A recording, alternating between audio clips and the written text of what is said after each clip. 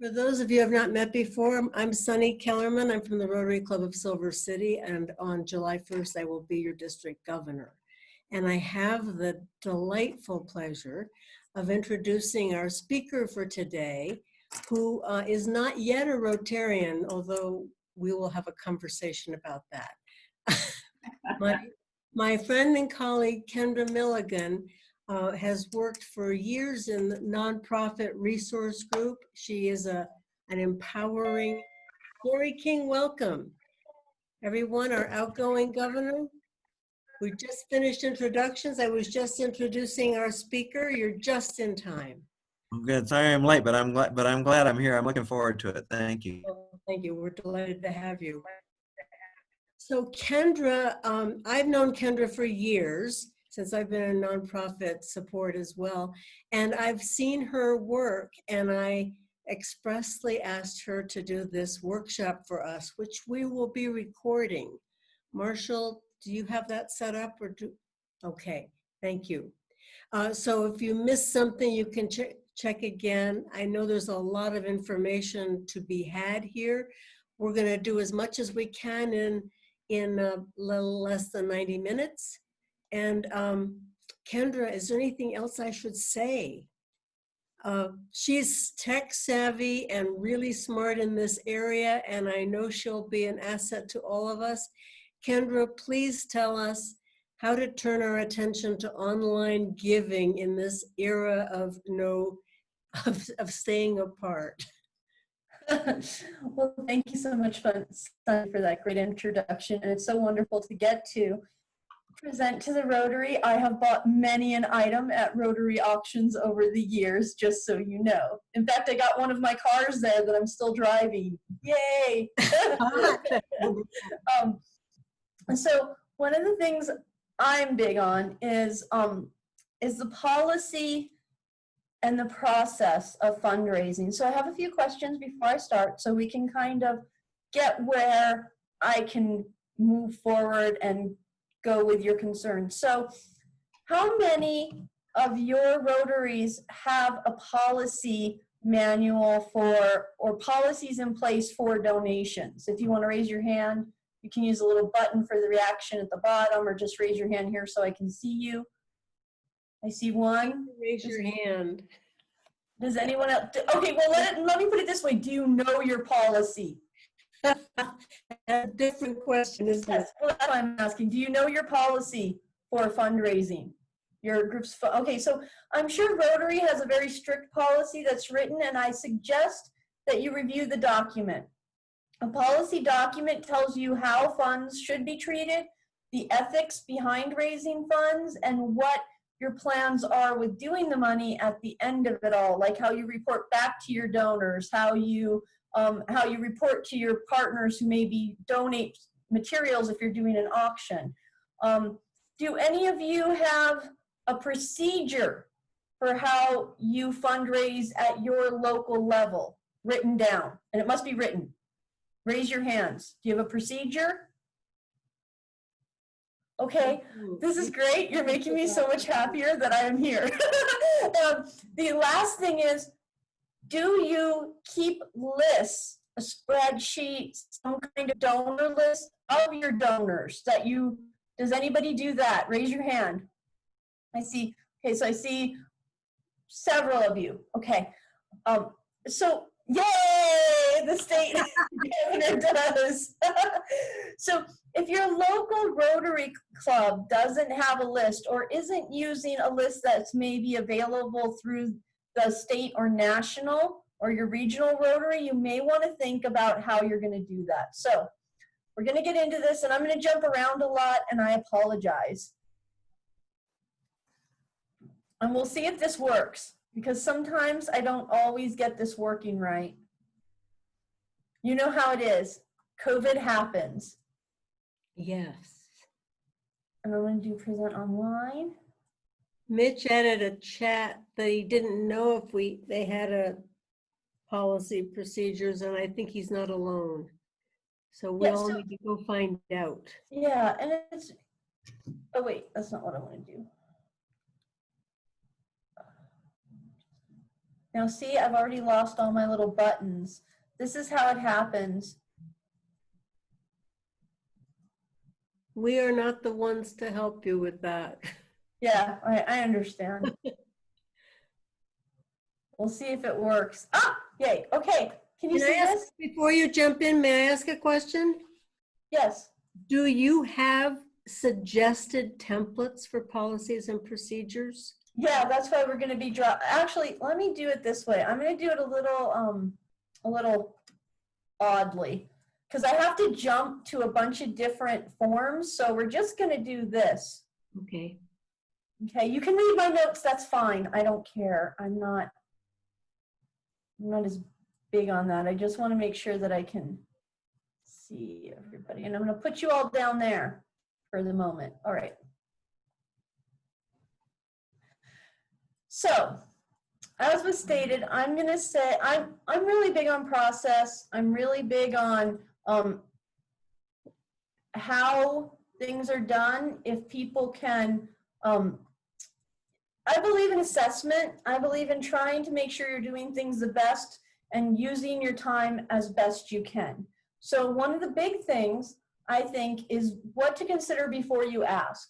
The fact that many of you aren't aware of what Rotary's policies or procedures for fundraising are, I think shows that it would be good to read those before you step into the world of digital fundraising. But it also, by putting policies and procedures in place and having a plan, you can be more successful with less burning people out or hurting people's feelings, but also retaining the people, your donors, and retaining your reputation, which I think is very important for everybody in the Rotary who is, because I know most of you are associated with businesses, and you want to make sure you have good relations. So the goals, I always like to put them out, is what are goals? Fundraising. And for that, we're going to go through assess, plan, practice, and evaluate. We're going to brainstorm a little, and I'm going to give you an idea of maybe something you might want to accomplish for this coming year, especially for Giving Tuesday. Has anybody heard of Giving Tuesday? Yep. Yes, yeah. It's after after Black Friday and Cyber Monday to make everybody feel better about the guilt of buying things for everybody online and spending all your money. You can give some money at the end of the year to a nonprofit, and it's a big united worldwide giving event day. Okay, so this is where I was asking a few little questions earlier. Oh, wait, I had some other things. So why digital? Why are we going digital besides COVID, right? COVID is actually the least of your concerns at this point, because you know, even though we can't get together and we can't fundraise in ways we might usually do with events, fundraising online is one of the major ways people are giving and getting money.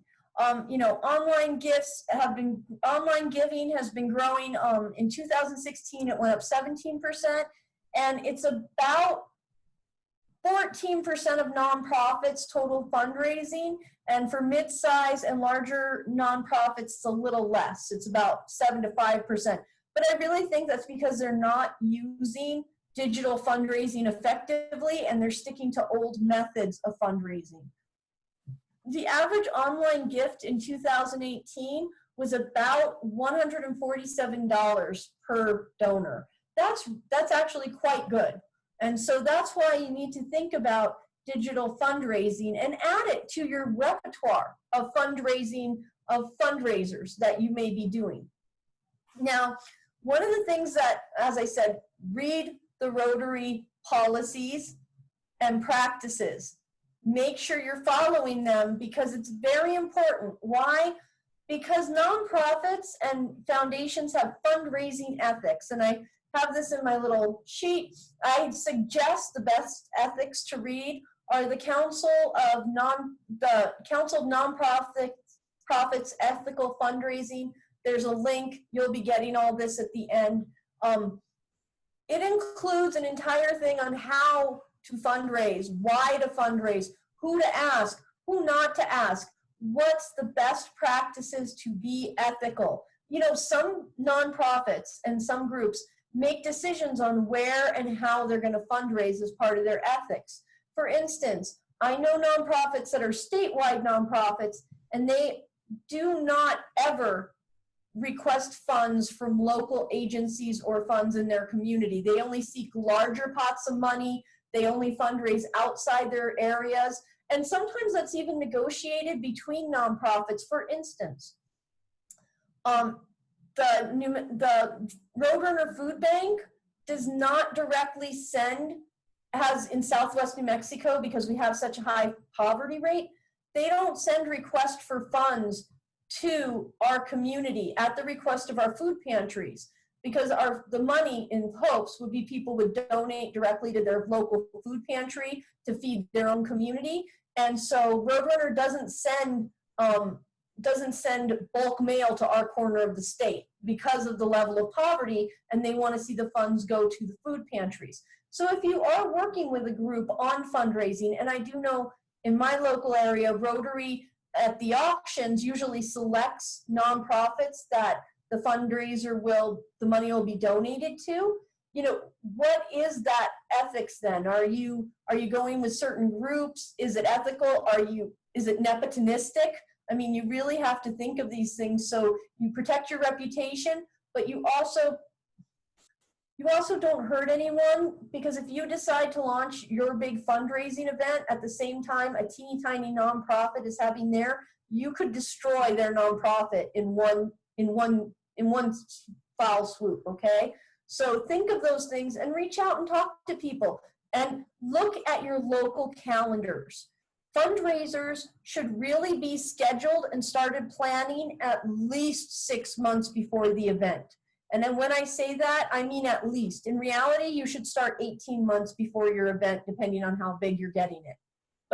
But you need to be starting at least 6 months. So make sure you get your fundraiser on the community calendar. And more so, make sure that there's no other fundraisers on that day, because, you know, there is gifting fatigue. And when people have been asked too much to give, they're less likely to give in the future, okay? Or in the future. So look at your own local calendars and see if you can coordinate your fundraising with others, because you may have a perfect partnership, or without. So that's ethics. Policies on donors. For who are you chasing? Are you chasing $5 from every person in town? Or are you going for the larger bequeathment? You know what you're looking for when you're working with donors, and how you deal with your donors. When you get a donation, do you record all their information for future requests? Do you allow for anonymous donations? How do you do that? What do you do next? Do you send them their donation form saying that they have given so they can report to the IRS? Do you send a postcard thank you?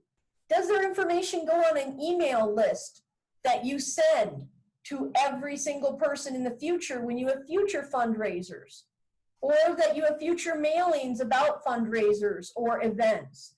These are things that are really important, because expanding your network of donors keeps you going, and it also builds relationships that can be more prosperous in the future.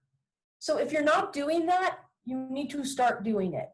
Now, on top of that, once you have policies for donors, and if you do have policies, are you practicing your donor policy? I know some of you are on committees. If you know the policy, I'm going to go to my large view here. Let me see if I can get to my large view, because I have to hit buttons. No. Does anybody, let's see if I can make this bigger. Yay!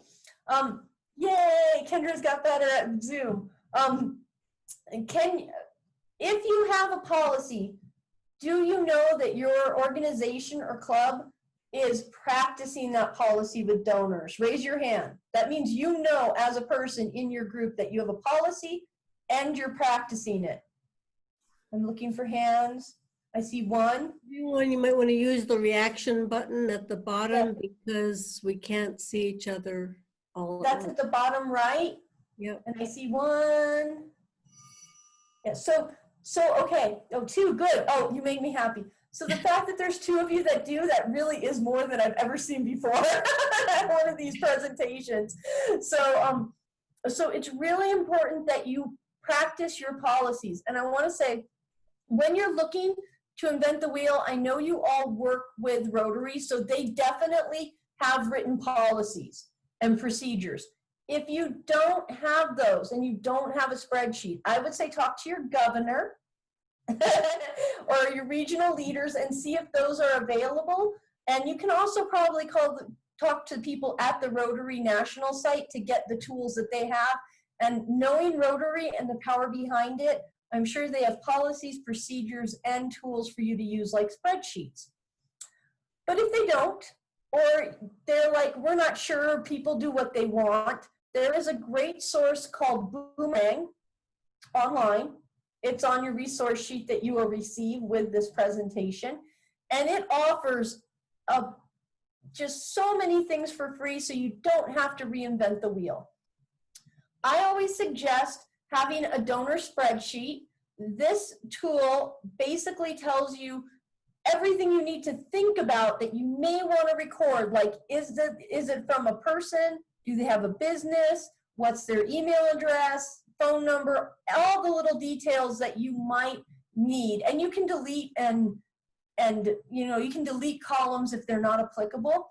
There's even a fundraising event template that goes into every little detail, but most important, there's donor management software and data policies template. And I'm going to open this up because I just think it's the best.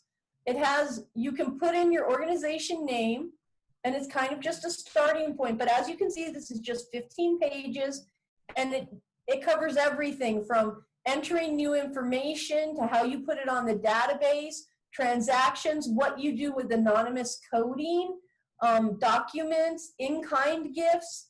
It also includes sending out acknowledgments, having a template letter for thank yous, how to acknowledge online gifts. These kind of things are really great. You can look at it, maybe get some ideas or tighten up your own policies, but it's very essential. And I downloaded it just from this one, the donor management software policies. But this has everything you need for donation, fundraising, your major campaigns, a checklist and timeline. Really, start over 6 months earlier. The reason most fundraisers aren't successful is because you didn't start early or you assumed people know about it. So it's always, this gives very good timelines. There's surveys you can send out after events. They have job descriptions if you're going to be hiring someone. They even have the marketing. And most important to me, they have even social media, social media templates so you can know what you're doing. And a diversity, inclusion, and equity policy template. These are kind of things you need to think about as you start going forward in donating. The other important thing, wait, no, I've gone blank, is, because I've jumped, is to be an accountant. How are you best spending your time? If you say your fundraiser cost you $0 to throw, you're lying and you're doing a disservice to your organization because you're not going into real costs.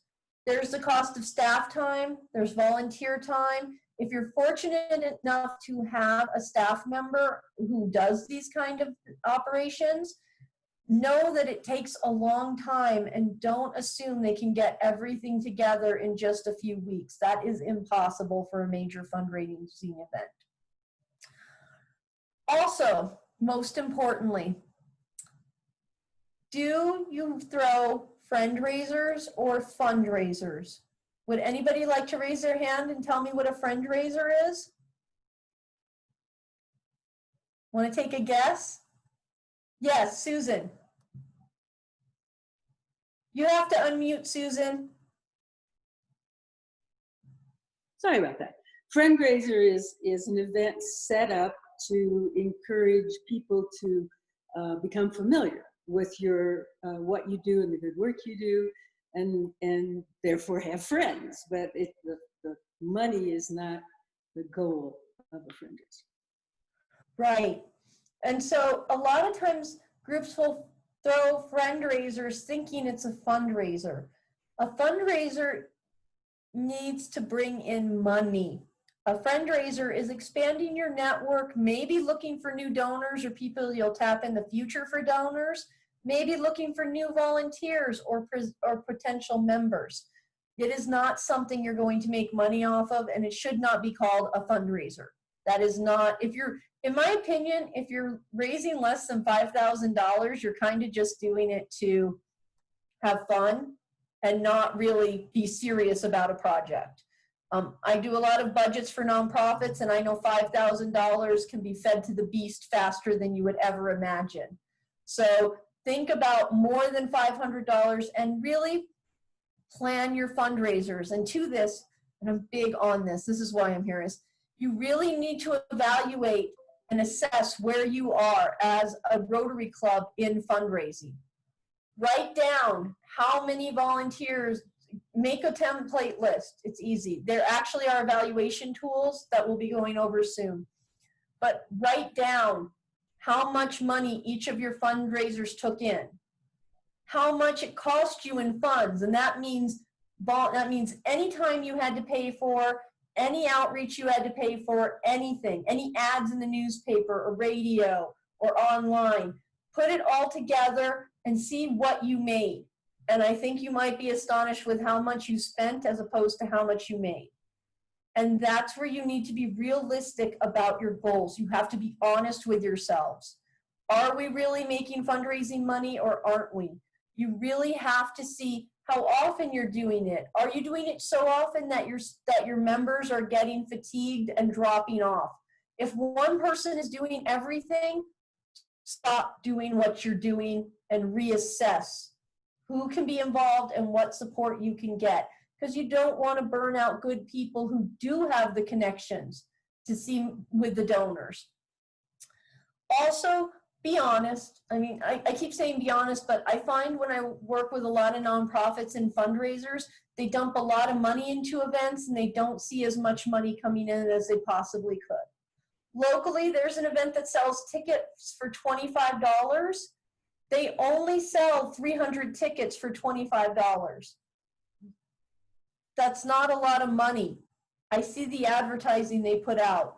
There's no way they're making as much money as people think they're making. They're probably coming in budget neutral from the event. It's not a fundraiser. It's a fundraiser. And also be aware of what's working and what's not. If you have events that aren't working fundraising-wise, online or other places, get rid of them or reassess reevaluate if you need to keep them or why you're keeping them. Part of the biggest problem is we do a lot of events too frequently, and we also don't focus them on what we need from them. People like to give for things they know the money's going to, and they like to hear back where the money's going.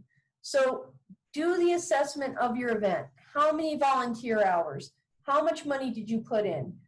You know, these are the things that are important because you don't want to be wasting your time. And that's why I'm focusing on this so much, is because I see a lot of time wasting in my community, and I know a lot of time is wasted, and I see people upset and sad because things didn't happen the way they wanted, and that's where you need to change it.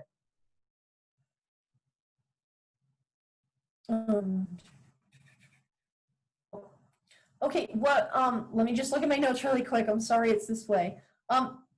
Okay, so we're talking about digital fundraising. How many of you have a donate button on your Rotary page? Raise your hands. We'll see. 1, 2, 2. Okay, 2. Okay, now here's my next question. 3. Do you actually know where the money's going from the donation button? Can you account for that? Yeah, 1, 2. Okay, 3. Okay, yeah. So that's good. But if you need a donation button if you're going to do digital fundraising. And 2, you need to know where the money's going and who's taking a cut of your money. I'm big on accounting, and I'm big on all digital fundraising. unless it's going directly through Rotary, probably is somebody who's going to take a cut. Whether it's Facebook, and if you have a Facebook page, there is an option to have a donation button on your Facebook page if you didn't know it. There's options to put your button on a page. Know it. Now, as we move into the digital, part of it is, does your Rotary have the staff, the volunteers, or the members who know how to do digital fundraising or can at least follow through with the information? Sometimes it's a bit hard. Can they post on your social media pages to ask for fundraising, to post links to fundraisers? How are you going to report to the community at large and online your outcomes? So you just can't send a news release any longer to the local newspaper and that's enough, everybody knows. How are you going to get back to the community the information of what their donations gave and resulted in, okay? Have a plan for that and know how to do it, and if you need to, and who's going to do it in your organization, okay? Kendra, are you going to point us to resources for that? Oh yeah, we'll be going over that. I'm just going through this. We're going to move in a little bit. This is like me just kind of lecturing at you. Then we'll have some fun. Then they go like, you asking us questions that make us realize how much we don't know yet. That's the thing, is this is like the process stuff, because I know everybody wants to get to the fun and collect the money, but process questions I think can make you be more honest as a group with yourselves and lead you to better opportunities by introspection. Does that make sense? Yes, it does. Good. Okay, so how are you sending thank you cards? Do you report on your outcomes by email? Are you sending out an email template from MailChimp or Constant Contact that is just being sorted out and just being spammed out and nobody ever sees it? And then most importantly, the big thing, after every event, do an evaluation. Okay, those are mine. So we're going to look at, first we're going to look at things I love, and then we're going to look at things I don't love, okay? So when you're donating, how many of you have given online? Because I think this is a great question as we go. It's a little late. 1, 2, 3, 4, 5, 6, 7, 8. Great. And the people I can't see, I understand. So at least 8 of you have given online. Now, one of the great things about giving online is it's so easy. You can hit a button. You can just do it whenever. And you can see it. So this is thewaterproject.org. If you don't know, the Water Project is about bringing fresh and drinkable water to communities that don't have access to it. They put in a lot of, first, they supplement people's water so they have water, and then they build wells and other connections to bring water to communities. So that's a really feel-good, easy project, because a well actually doesn't cost too much money. But if you go to their website, this is their homepage when you visit their website. And what do we see first? Give, their giving button. And it's big and it's loud and it's in your face, and they got this great picture of a kid with water running, which shows what they do. It's always good to show what you do. Do not take a picture of you handing a check to somebody ever again. This is my advice as a communications specialist. It's a boring picture. Your local newspaper people hate it. It doesn't say anything about what's happening. It doesn't say where the money's going, and nobody cares. People will flip by it. They're not going to read it. They don't want to see it. Take pictures of what the money's going to. Kids reading books, literacy programs and actions. You know, if you're building roadways, filling in potholes. You know, if you're helping children go to summer camp or visit the wilderness, show the kids out in the wilderness. That will get you more money and more play than that check picture. Do not do that check picture. And I'm going to check in with Sunny and make sure that none of you do that check picture ever again. Don't do it. It's good if you have to take it and have it in your archive because, look, the money got given. That's fine. Don't send that out in your press release. don't send it out. Don't post it on social media, except maybe we did it today, but here's pictures of what we're funding. Show pictures of what and who you're funding, and always remember to get press releases, press release signatures from all people under 18 years old before you use their images, okay? But here's the thing, and this is why I like this button. It's loud. People don't have to look for this donation button. If you have one on your site, and you should, it should be big. And it gives some options.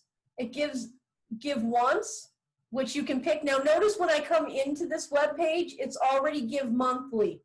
It's a little evil, but they're trying to make you opt out rather than opt in.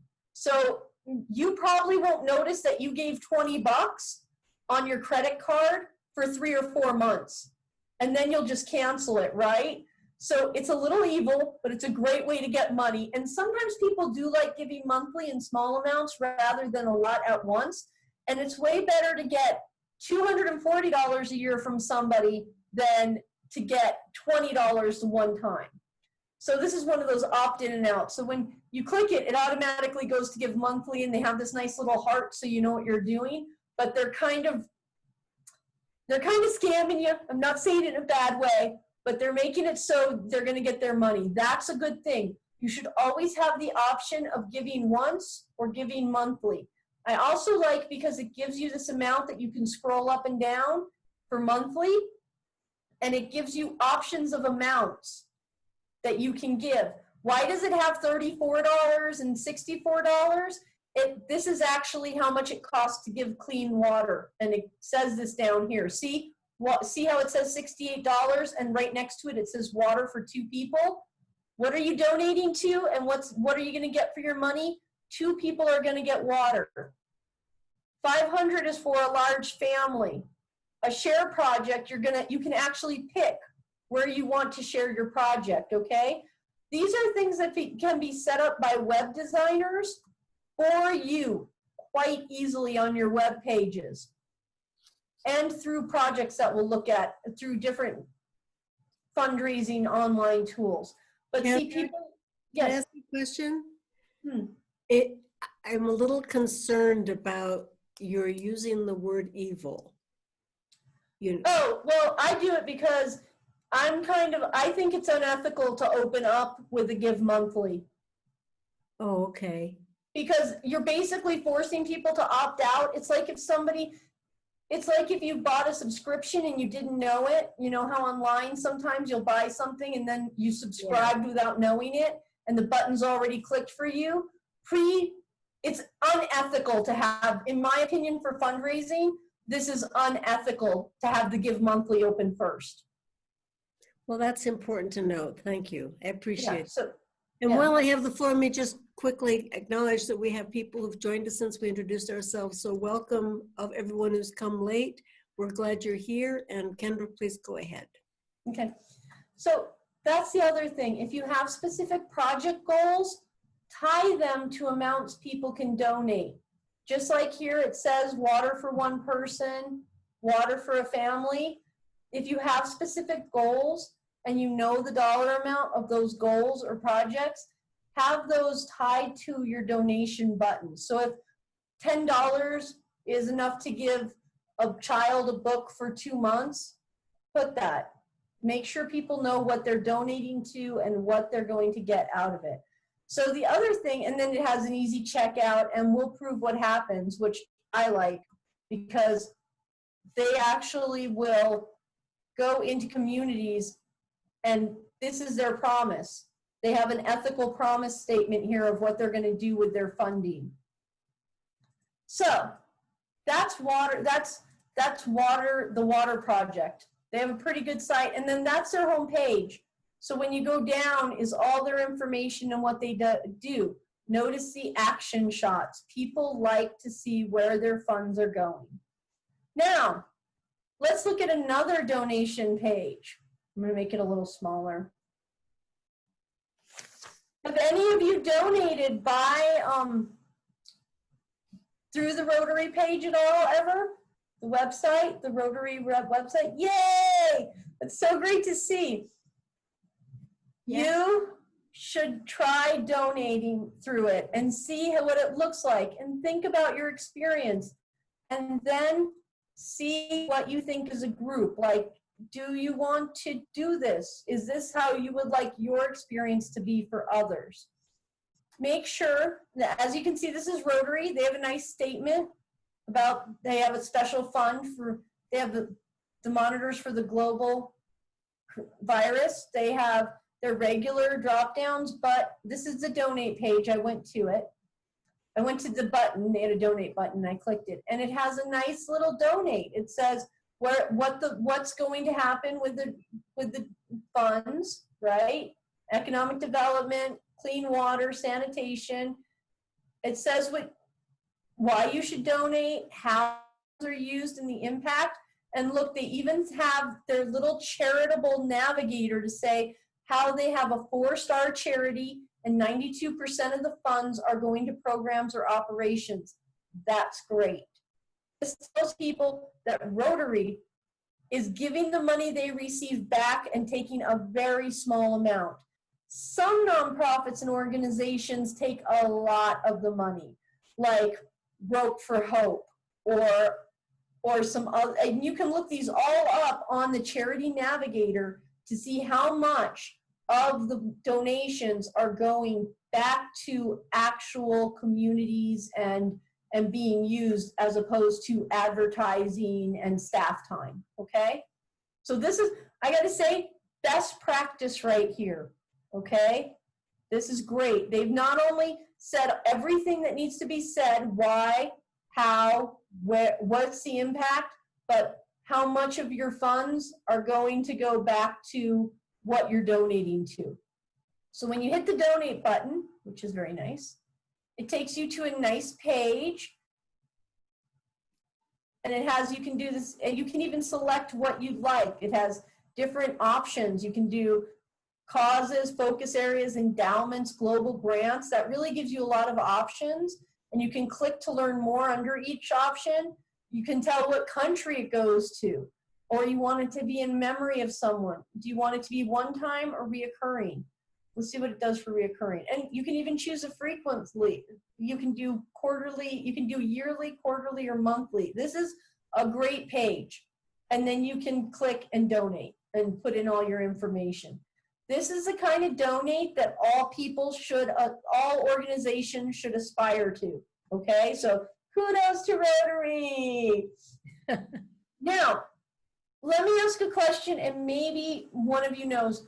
When somebody donates to your Rotary, does it go through the national group, or do you take or are there funds channeling through your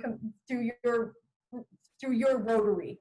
Kendra, there isn't any national group, it's an international group. So Okay. every club is fundraising individually. Okay. And we Right. have a foundation just for giving. Yes, some clubs have their own foundation. Oh, that's great. Wonderful. Well, I'm just going to say, if you're deciding to add a donate button, I would contact the international organization and see if they can help you make a tool like this for your site. And if they have that available, because this is gorgeous. Okay, one of the groups I work with is the National Center for Frontier Communities. This is their this is their page. They had a teeny tiny donation button, and they actually moved it up to the upper right-hand corner, which is the best practice. Put your donate button in the upper right-hand corner. Everybody's eyes go to the upper right-hand corner. I don't know why. If you all remember, where did your teachers tell you to put your name on your homework and the papers you turned in? Upper right-hand corner. That's where people look. It's where your eyes tend to flow to. So this is a good place to put it if you're not going to put it right here in the center for your ask. And when we click it, it takes us to PayPal, which brings us to, and as you can see, they have a monthly donation button, and it makes some little hearts so you feel like you're loving them if you add it. And then it also says how you can donate, and it's PayPal. So I guess my second question to the group is, when you do decide to go online and fundraise, one of the things is, unless you're using a Rotary tool, like Rotary actually has a tool for fundraising that they can make donations to, you're gonna need a way to make donations online, to accept the donations, right? Has anybody ever used PayPal here? Yeah. Raise your little I hands. Yes. don't like it. Okay, lots of PayPal users. PayPal is one of the ones that lots of nonprofits use and other groups. They take the lowest amount of cut from donations, but they're still taking their cut, and that's why I say the mob wants their cut, because they're offering you a service to collect the money, but they usually like to take a percentage. Some online tools offer that you, as the person donating, can pay that percentage. Some don't.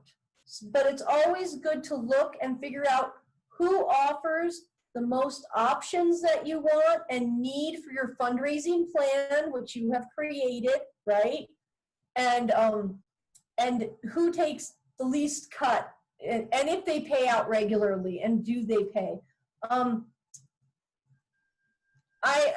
the resource list that I sent you is one of it is the online fundraising tool platforms. These are some of the best. They rate them. They have how much the price costs, so how much if you're paying a percentage or you're paying a monthly usage fee, what they allow for, a demo for use. There's a lot of people who want to take your money for letting you accept money from others. Look at them, find what suits you. Maybe Rotary already has a suggested one or has a tool that they can connect you to. If they do, please use that. My other suggestion is, do not take anybody's word for how your fundraiser looks online. Most fundraising happens on phones, on mobile phones, right? If you do get a button for making a donation, make sure, I'm going to share this because I want this one.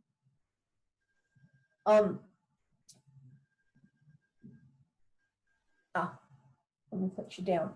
Okay, make sure that you can donate using the button on all sorts of devices. That means go on a regular laptop computer and look. That means try to press your donation button while you're on your cell phone. Look at it from a tablet. It's very important that you see that technology moves differently on different screen sizes. So you need to make sure that the amount that your donate button or your digital fundraising is going to look good and works right. Don't take somebody's word for it. Give it a try. See that it says personal information. And as you can see here, this is the best practices that I outlined. People should be able to give their personal information or choose to be anonymous. That's missing here. They should be able to pick an amount. There's always suggested amounts. I always think you should put the amount for exactly what you're trying to fundraise for, like it says here, with school supplies, healthy lunches, donate to the greatest need. You can pick, of course, the one time or monthly, and then the information for the payment, and you hit the button, okay? Kendra, Yes. 2 quick questions. Even if you choose to be anonymous, you're going to need to provide personal information in order to pay online, yes?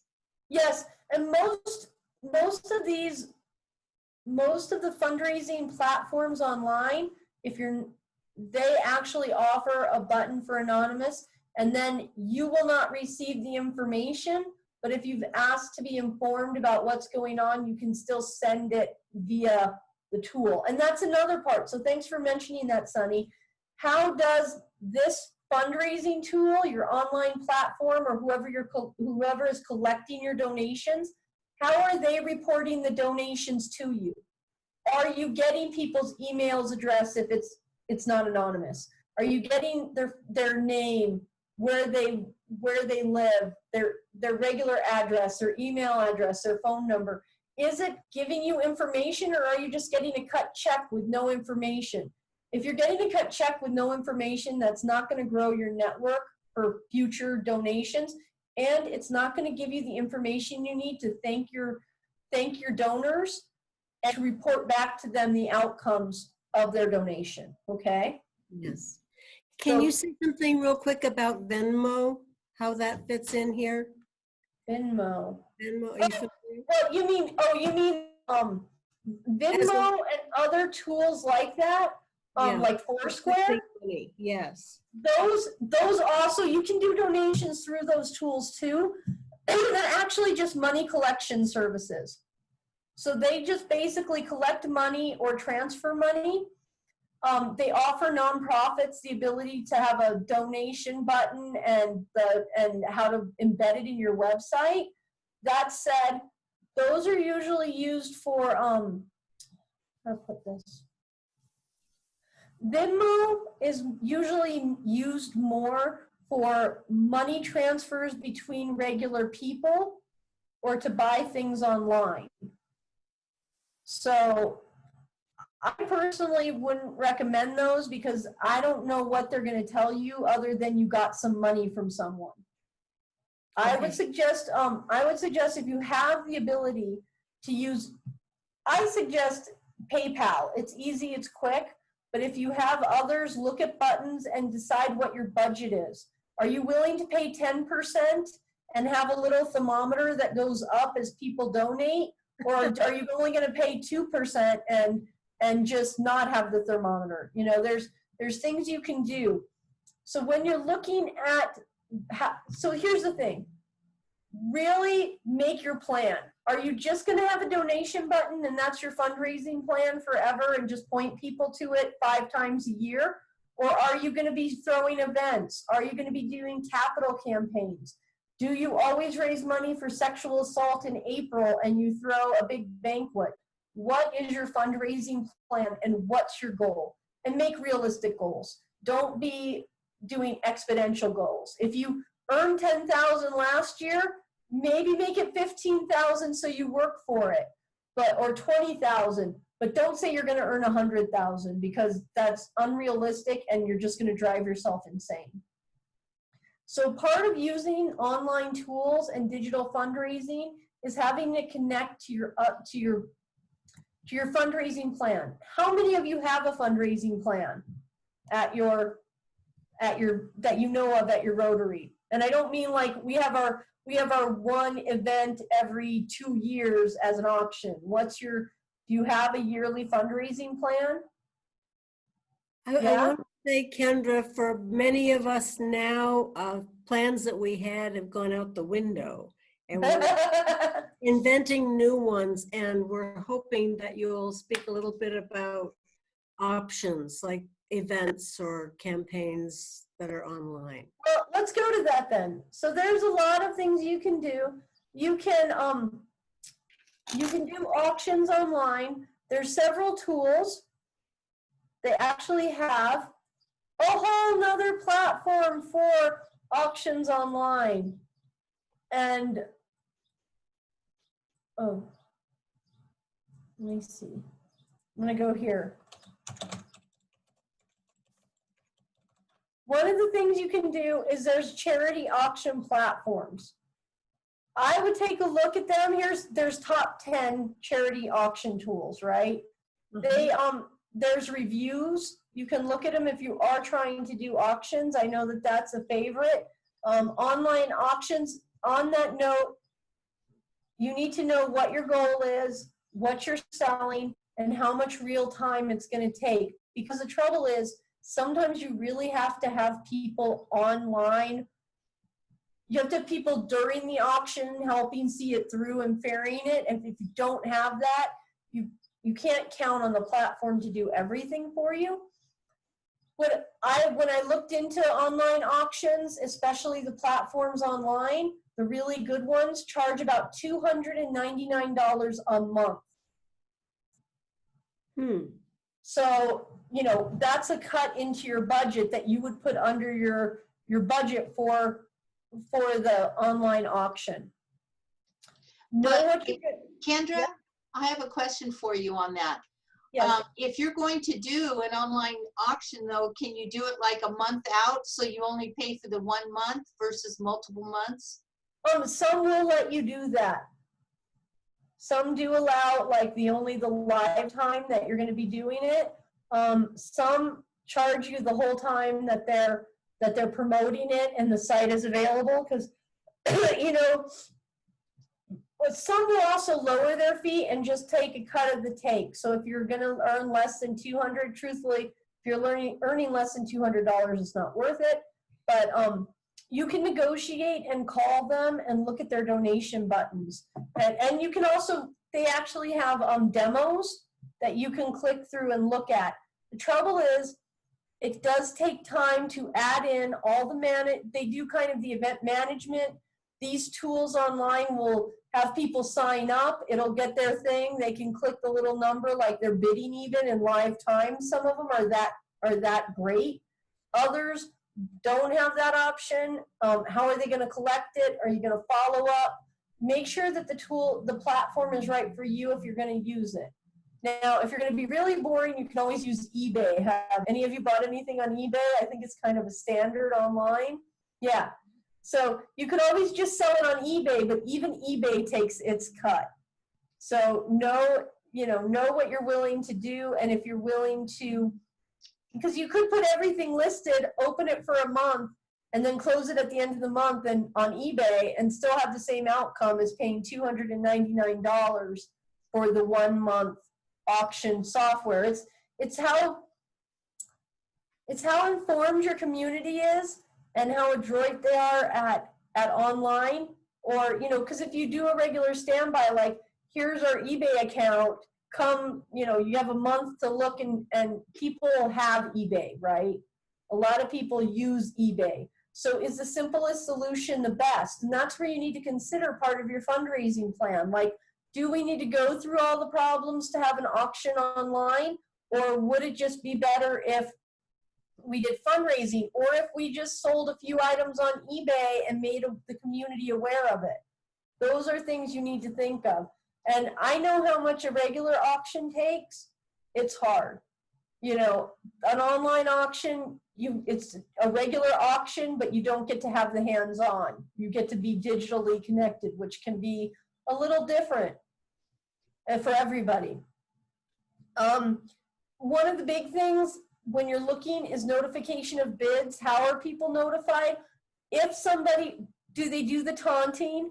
I know when I go to the Rotary auction, I usually pick somebody I know. It's going to sound a little bad. I pick somebody I know who has money, and I see something they want, and then I upbid them for a while, and then I go and I poke at them a little to see if they'll try and overbid me just to get the price up and to kind of bug them. You know, is a software or is eBay or wherever you're auctioning, is it going to go to the last person that bid and said somebody outbid you? Because that's what you want, right? You want them to go back and bid higher. So make sure that whatever tool you have has some kind of notification for bids so that people will go back and bid higher if they've been outbid. Because if they just bid once and they don't know how it turned out until the end, Yeah. you didn't do your job as an auctioneer, right? To get that price up and up and up. And that's what you want in an auction. You don't want the $10 piece of jewelry to sell for $10. You want it to sell for $200 because somebody wants that jewelry, right? Right. And so I think in live auctions, that's fun because you can build that. But truthfully, New Mexico, if you're going to do a live auction like that with online with the little paddles, which they have on some of these tools, I hope you're all aware of how very poor the internet conductivity is in New Mexico. So my suggestion would be try for a week or a month, something that gives some time for people to be able to connect and follow up through an auction. Because if your internet goes out, and I know here our Infinity will suddenly just stop for a day, and everybody's like, no, we can't do anything. You don't want that to happen during your auction. And especially you don't want a thunderstorm to happen and knock out the power in your community in the middle of monsoon season while you're having your auction. You know, you don't want that. So think about those kind of things, you know, okay, so will our community be able? How are we going to notify the community of our auction? Are we going to have an article in the newspaper? Are we going to go on the radio? Are we going to push some Facebook ads with links to the auction during the 1 month or 1 week auction so people can see items? Are we going to preview our items on our Facebook page? Like, here's this beautiful car that Kendra really wants to buy. and you know, and this is great, you know, so then they can see the car and you have some pictures of the inside of the car. And that's important too. Online auctions require good photos. Photos that make things shine so that people want to buy them for lots of money.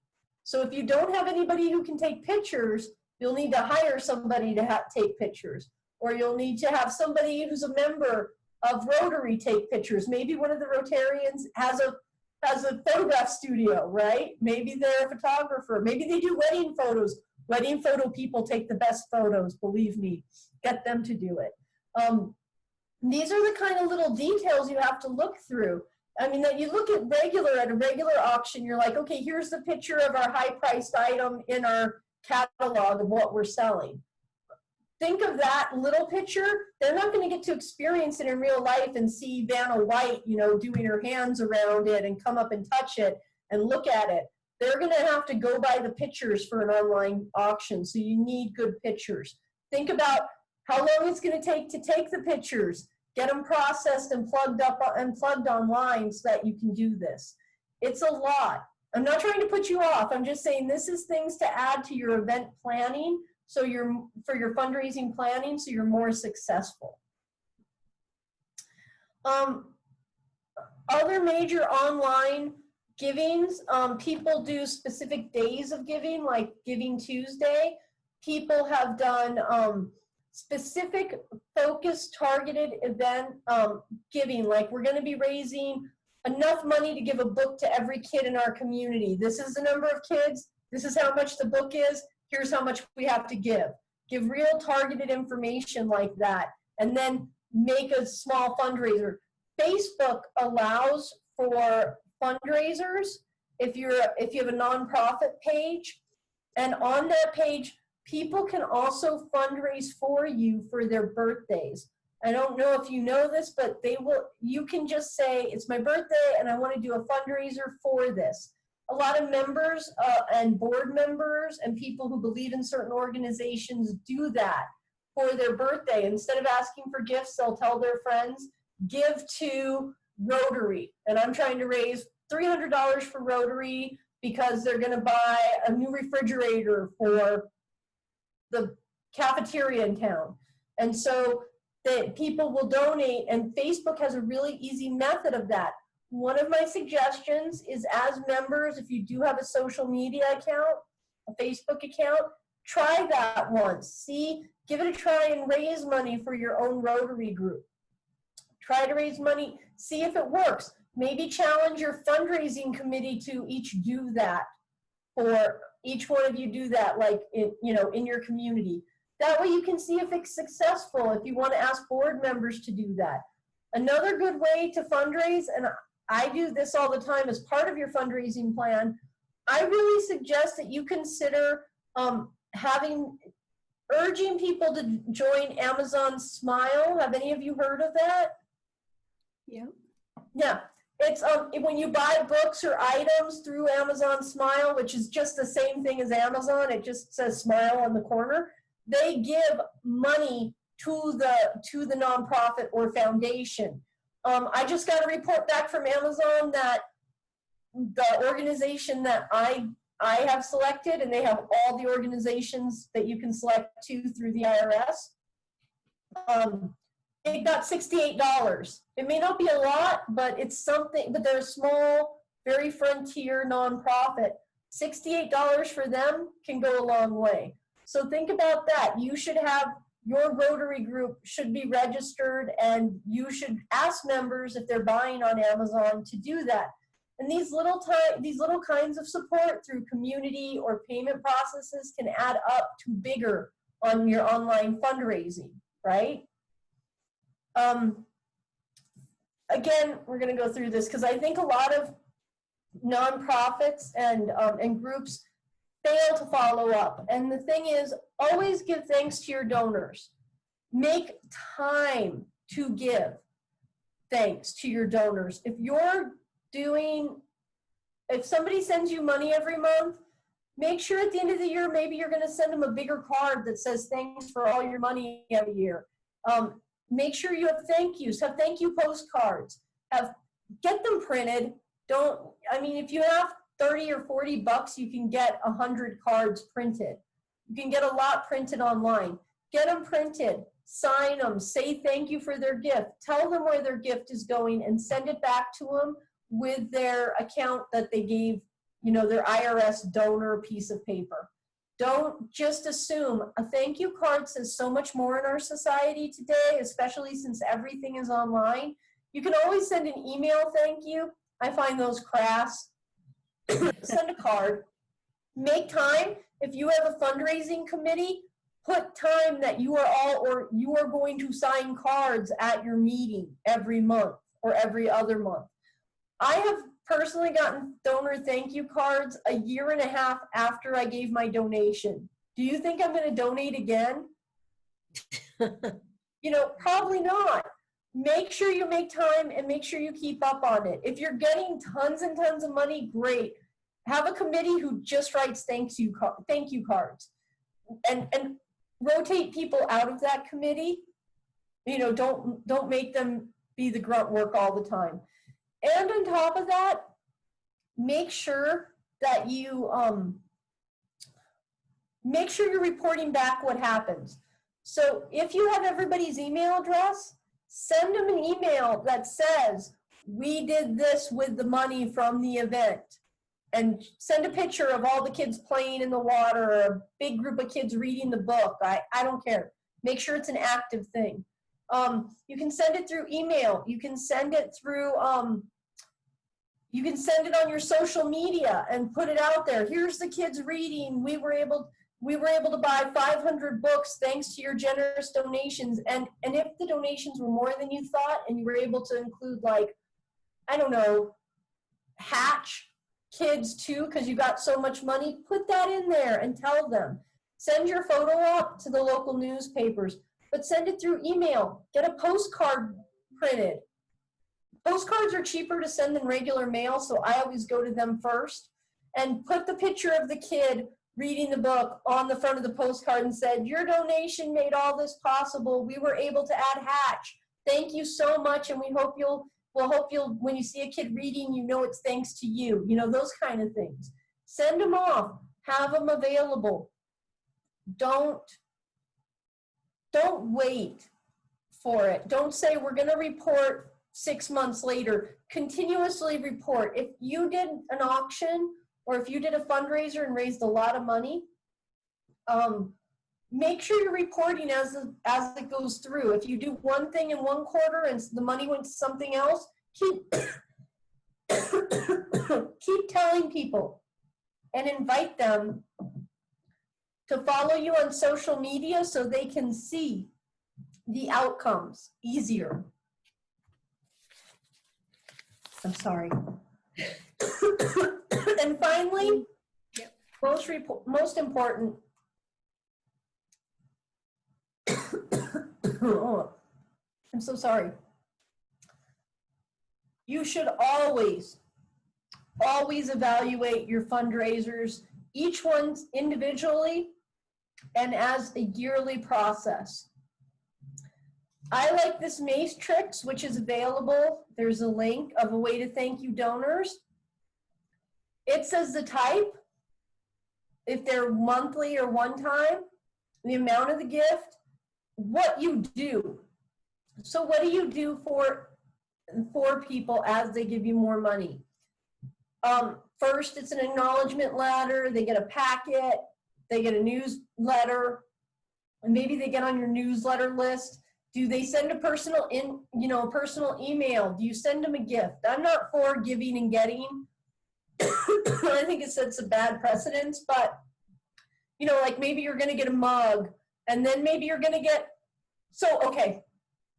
if somebody perhaps bought the biggest value item on your auction, right? Like the highest price, I know here they have something like you get to go to a football game and be on TV or something. If that person bought it, are you going to invite them and give them free tickets to your auction next year? Yes, you are. And that's what you do. You make sure they are invited back, and you designate a member of your fundraising committee to make sure to check in with that person before and make sure they got the tickets and make sure they're coming to the next auction. If you're doing an event where somebody might have given your group $10,000, you invite them to your dinner and you give them a free ticket. You make sure they come because they're probably going to give you more next time. If they bought the biggest item on the auction, do a phone call, and it should be a phone call from the board president. You know, make sure that you give them a thank you handwritten card, or maybe they get to go here. They have a special trip invite, right? They get to go on a trip, and obviously it's a one time, and they have to give over $5,000, right? But they have this little stewardship, and that's kind of something to think on. Like if somebody buys at an auction, or if you get a $10,000 donation, are you going to give them tickets to your next auction so they can eat all the appetizers they want? You know, those are things to think about. Are you going to invite them maybe to your annual banquet with the members of your group that you're having? Think about those kind of things. What do you want to do to make sure people feel part of what they gave? It's very important. Finally, wait, let me see. Oh, I hit the wrong button. See, I'm getting used to this too because I don't usually do these things. My suggestion, if you're looking for a way to start early and at least try and see what you're gonna have it going on, what you'd like to try is right now we are in June. It's the perfect time it gives 6 months, a little less than 6 months. It's the perfect time to start planning Giving Tuesday online and looking it up, getting materials for your Rotary, start brainstorming with your group what you're going to raise money for and how you're going to do it online. It gives you a chance to try and get your donate buttons ready and to get your ask ready. So, and the best thing about Giving Tuesday is all the social media already exists. It's considered a nonprofit kind of free-for-all. So if you type in Giving Tuesday on your computer, it will bring up all the social media you need, the little pictures, you know, what you need to do to pilot this, and even ideas on how to ask. They have text written out. It gives you a good way to start. And it gives you a nice little jump in. So you could maybe set a goal of, we're going to raise $5,000 this Giving Tuesday to go to the local food pantry, right? Or maybe one of your smaller food pantries.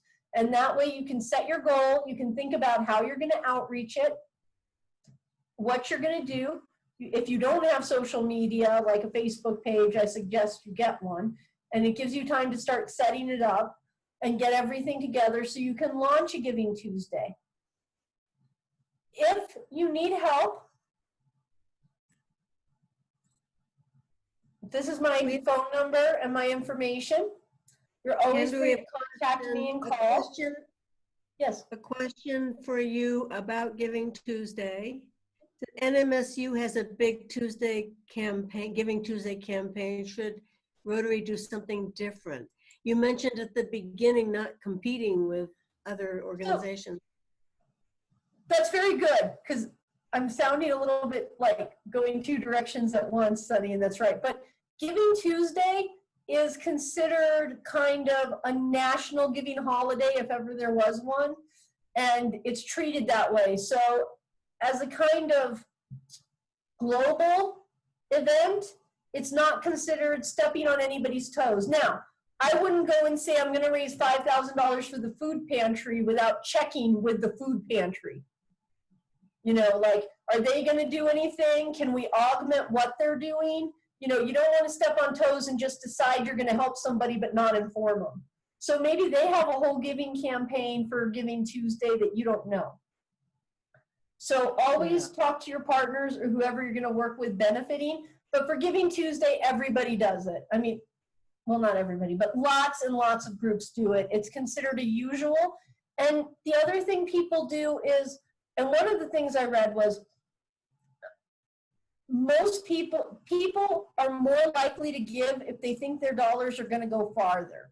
So if you were having a Giving Tuesday event, you may want to think about having somebody matching the donation. And you can always match up to a certain amount. You know, like if we get over $1,000, it'll be matched. So people would be more likely to give. And those are kind of things you can do. And matching funds for your fundraiser should be something you should think about. And if you have big businesses or very close connections to people with a fund that they can tap, like they're a trustee of a big foundation or something, or they have money, or it's a bank, you know, you may want to outline who we want to be our match for each of our fundraising events.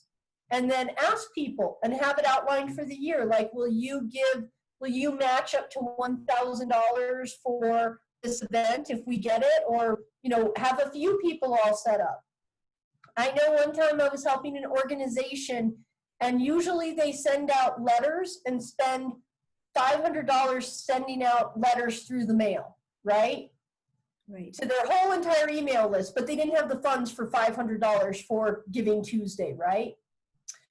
So I helped them set up who had given money in the last year. Not everybody that ever gave money or every single person that likes them and is on their mailing list. I said, who's giving you money? They did have that written down on a spreadsheet. Luckily, they just started. I said, send the letter to those people because they're more likely to give, and get a match set up. And so they were able to go to one of their close kind of always donors and get a match set up. They only spent $100 sending out their letters to previous donors for Giving Tuesday. They put it on their social media saying they had somebody who was going to match them for people who made donations. They made more money on Giving Tuesday than they had made at any fundraiser in the last 10 years. People were lined outside the door before it opened on Giving Tuesday to give money because they were afraid they might miss getting the money to them if they put it in the mail and the donor wouldn't match. That's the kind of smart fundraising that people need to do. Maybe sometimes it's great and you throw the net out into the ocean and you hope that there's tuna fish underneath that you can catch and bring in. But maybe you go to the fishing grounds on their annual migration and all you have to do is throw a hook in and you get as many fish. So try smarter. You know, it's only good to have these big events where you bring everybody in, but try smarter because we all don't have all the time in the world. And we also are looking to make money the most effectively so we can help our communities. Thank you, Kendra. Do you have time for some questions? I do. And there's a lot of chats, so maybe they're in there. We've been monitoring chats. A lot of people said thank you so much they had to leave for other calls. Who? Well, I have one while we're waiting. Have you had any experience at all with inviting people to non-events?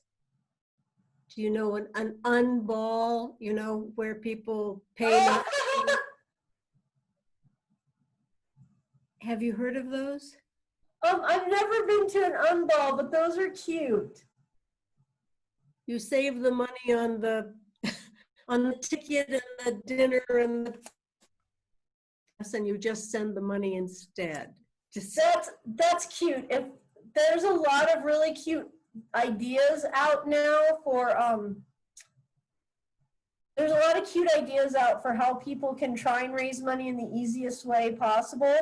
For an unball, maybe you would do something fun like send out once they say they're going to come, like they could register for $50 to go to the ball, and you send them a cute little invitation.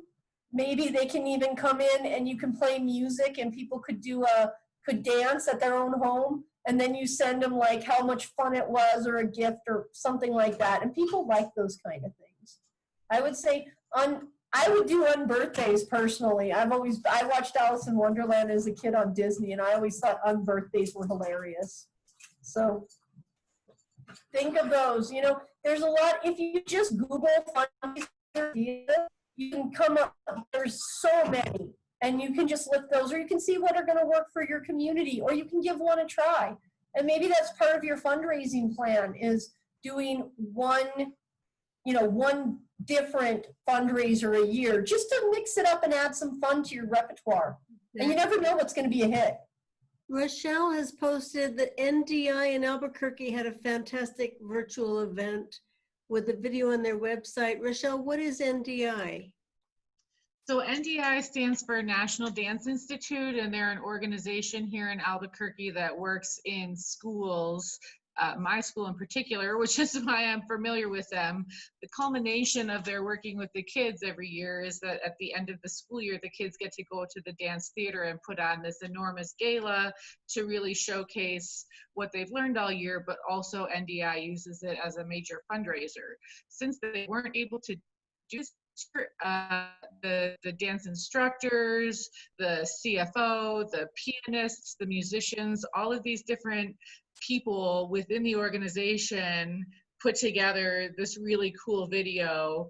And of course, the primary purpose was to, highlight the kids and the work that the kids had done through snapshots and things that the teachers had taken during the year, but also to still really emphasize what the organization was about, why they needed the funds, to be given, and what their hopes and dreams were for the future too. I mean, when all of this settles down, they still want to be a vital organization for the kids and communities that they serve. So I just mentioned it because it was a really good example to me, Sunny, when you were asking if anyone had heard of that. Some of them I would imagine, like Kendra probably has dozens of failure stories. This was a really good success story for an organization that pulled it off. So I think that's wonderful. I was by a Broadway dancer who was in Seven Brides for Seven Brothers, which is my favorite musical of all times. As you can see, I know, and two of my kids were in NDI too. And so that kind of thing, and see, they're doing action. They're doing the kids dancing. They're inviting people in to watch, like you would go to, to the theater to see the kids watch. And that's the thing. Here in Silver City, we have this thing called Give Grandly, and it's usually a big event, and it's online giving, but also in-person giving. And all the nonprofits in the region turn out to share what they do with the community. But this year, COVID happened, right? So they did an online fundraiser where they had all the different nonprofits make a little video about what they do. And then they ran those videos in between live feed of people in a studio with people playing music. They only had to have one or two. They couldn't have a lot. People in a studio, and I helped kind of one of the hosts on it, and they had the largest amount collected ever because, and this is crazy, I never even thought this would happen. Everybody who didn't need their stimulus check, people who are okay, they have their job going, they have their regular funds, they're retired and well off, or even they're young and they don't need it. They all donated it. Tons of people I know donated their stimulus check, and it was kind of shocking. And so this one event, which usually, does well, brought in $217,000 in just a week's period. They extended the donation time, but that's the kind of, if we do it and we can't be together as people right now, how can we do it better and online? And that's something, and don't make it too small. It needs to be something like you were saying with NDI, they probably could go watch video, right? And so give people time to get in and look at it, give them time to donate. Make sure like when the video ends, it asks for the money. I'm looking to see. So any other questions or thoughts? Sunny, you had two. You only said one. Did you have another? I think I got them both in. You just didn't recognize them. So Susan's mentioning that we might want to have some smaller conversations as we go about fundraising without events, as it's likely to be an issue for a while. But Kendra, I think you've given us a lot to think about. Do we have any last comments or questions while we have Kendra with us? We're coming up on what we said would be our completion time. You've all been very generous. Okay, I just want to add again, really, make a plan, even if it's just a calendar saying, do this month, I'm going to do the next month. It's part of being successful. And I think a lot of times we just kind of throw it out there, or we've always been doing the same thing over and over. Really take a good look at how successful you're being and if it's, and what you want to do for next steps to grow. Because I think we can all do well with growth. And I think in challenging times like this, it brings out the best in us and we rise to the occasion. And I hope you all will too. Thank you, Kendra. I think you're right. We appreciate you very much. This has been helpful.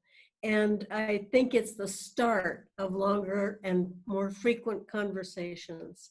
Good. I So, hope you all be very successful. Contact information for you somewhere. Is it on a slide? Is it? Shall I just send it to Marcia was every- actually going to send out the presentation as a PDF and also the resource sheet, right? Yes, I can do that. I'll send it to you, Sunny, because you'll know where you want to distribute it. Okay, perfect. And we will be posting the recording on the district's YouTube page. So we'll send the link to that as well. Kendra, thank you very much. Thank you, Kendra. Yep. Thank you for having me. And you can all send emails to Kendra if you have quick questions, or send them to me and I'll make sure they get forwarded. Right. Okay. Thank you, Thank you. everyone, for all you do. Kendra, thank you for your time and your expertise. This has No been problem. really rich. Yeah. Bye. Yes, we'll Bye. say goodbye for now. Bye. Thank you. Very good. Yeah, thanks. Bye, everyone. Thank you.